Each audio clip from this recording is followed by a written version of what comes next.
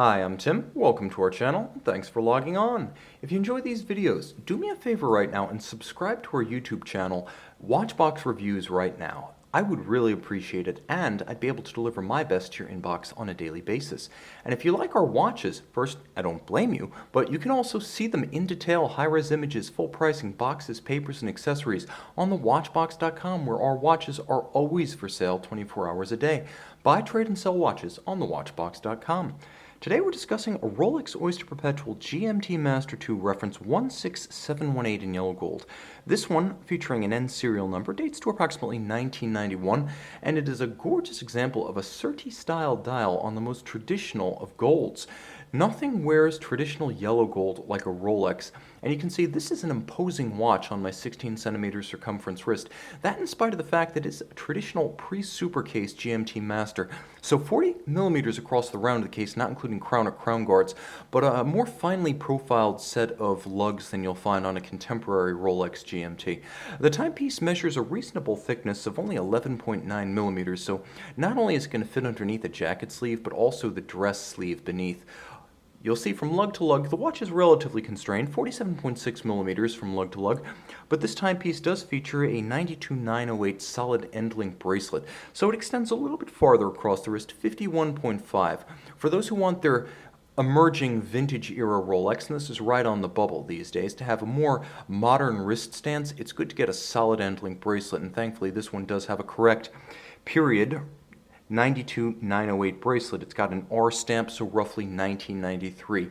The case and the bracelet are very close in timeline. Very hefty. The watch is surprisingly hefty because we've come to expect older Rolex watches, especially given recent production. We've expected older Rolex watches to feel a little bit rattly and light in the hand and on the wrist compared to what's available today. But I have to say, all things considered, this one feels quite solid, and I'm impressed. Start with the solid end links of the bracelet, and then you can see that the finish, upscale, polished centers, satin finished flanks, and a beautifully intact clasp speak to what Rolex was doing at the time in terms of style and execution. And happily, it features a Submariner-style flip-lock extension, so if you do want to extend the watch across the wrist, perhaps for use over a wetsuit while availing yourself of this watch's 100-meter water resistance, well, you have that additional flexibility. Let's get closer to the watch now that it's off the wrist, bring it into focus. The watch has been refinished through the years, you can see, and I'm going to show you the lugs head-on so you can see the relative evenness and volume from side to side. The watch has been refinished, but not excessively. The original factory bevels are slightly in evidence, but for the most part, they're not present. However, case metal and volume is excellent, and you can see on all four lugs, there's no protrusion of the spring bar through the strap tool aperture. In terms of definition, you'll also note that the bezel is effectively as it would have left Geneva in 1991. Excellent condition. I will mention that the hands on the dial are super luminova replacements, and I know this because I lume tested the watch, so the watch is fully functional at night, whereas original tritium would have faded. That is to say, the watch has modern luminova hands, but it has its correct period Serti style dial. So a gorgeous golden sunburst beneath golden hands with brilliant cut diamonds set in yellow gold platforms, and these yellow gold platform holders acting as the hour indices, and themselves accompanied by beautifully baguette and triangular cut rubies.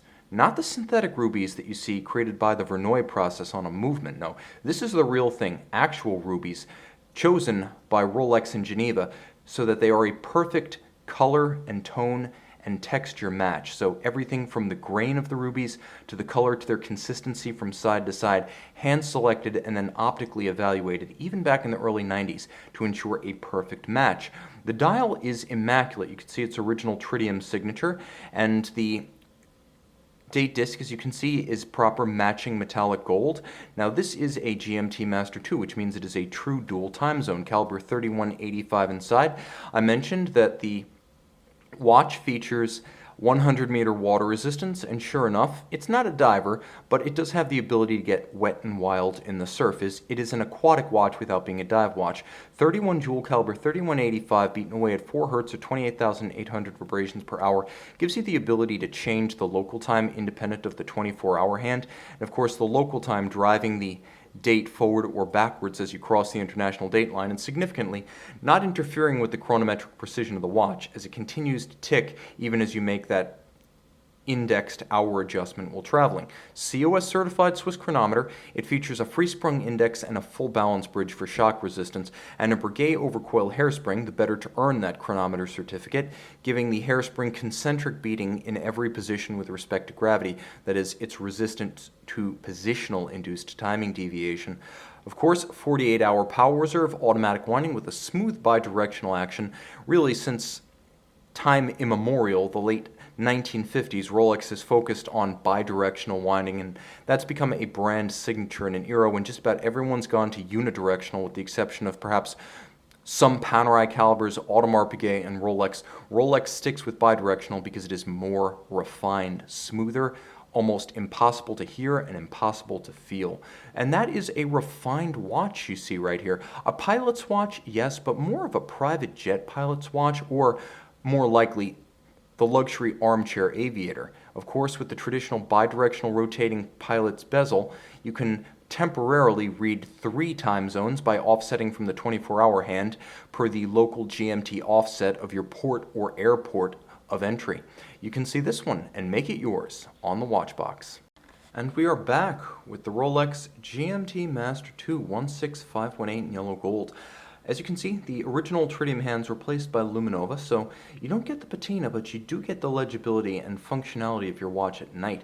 I have to say, lights out, the solid center links and solid end links of this 92908 bracelet could fool me into thinking I'm holding a modern GMT. This bracelet is so solid that lights out, I almost can't tell the difference between this and the GMT-C. It's simply that substantial. It's a watch that kind of belies its age in that respect. See it by the light of day and find out for yourself on our website.